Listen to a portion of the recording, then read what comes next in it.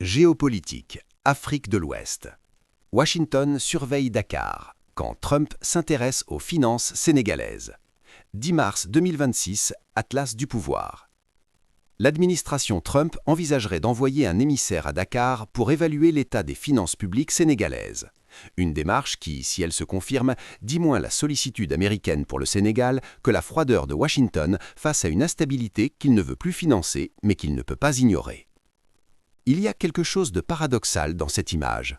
Une administration américaine qui a suspendu le Millennium Challenge Corporation, réduit l'USAID à l'état de squelette et retiré ses filets de sécurité du continent africain, s'apprêterait à envoyer un émissaire à Dakar pour s'enquérir de la santé financière du Sénégal.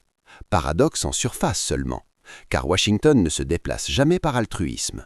Si Trump s'intéresse aux finances de Dakar, c'est que quelque chose dans ce dossier a commencé à lui peser. Le contexte est connu, mais il faut en mesurer la brutalité. La dette publique sénégalaise dépasse désormais 132% du PIB. Le programme d'aide du Fonds monétaire international, 1,8 milliard de dollars, est suspendu depuis la révélation d'une dette cachée héritée de l'ère Macky Sall. Le mois de mars 2026 à lui seul exigeait du gouvernement Faye Sanko près de 490 millions d'euros rien que pour honorer les eurobonds. Et pendant ce temps, les négociations avec le FMI piétinent, les partenaires techniques s'impatientent et l'AFD réclame ses impayés. Le Sénégal n'est pas en défaut de paiement, mais il marche au bord. C'est dans ce tableau que l'intérêt américain prend tout son sens et toute sa froideur. Washington ne surveille pas Dakar par inquiétude pour les Sénégalais. Il surveille Dakar parce qu'une déstabilisation économique au Sénégal ouvre des espaces. Des espaces pour la Chine, dont les investissements dans les infrastructures portuaires et énergétiques sénégalaises ont continué de progresser discrètement. Des espaces pour la Russie, dont l'influence rhétorique sur les opinions d'Afrique de l'Ouest reste réelle, même sans présence militaire directe. Un Sénégal en crise budgétaire chronique est un Sénégal plus perméable. Et cela, l'administration Trump, si imprévisible soit-elle, ne peut pas se permettre de l'ignorer. Il y a aussi une dimension énergétique qu'on aurait tort de sous-estimer. Le Sénégal est entré dans le cercle des producteurs d'hydrocarbures avec l'exploitation du champ gazier Grand Tortue à Méhim et les gisements pétroliers offshore. Des intérêts américains sont positionnés dans cet écosystème. Une instabilité politique et financière prolongée au Sénégal, c'est un risque pour ses investissements, pour la continuité des contrats, pour la prévisibilité du cadre réglementaire.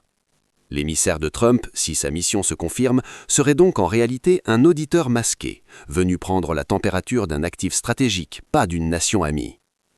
Du côté sénégalais, cette visite annoncée appelle une lecture sobre. Le gouvernement Pastef héritera d'un contexte financier qu'il n'a pas entièrement créé. Une partie de ce désordre budgétaire remonte aux années Sall, mais qu'il devra assumer seul devant ses partenaires.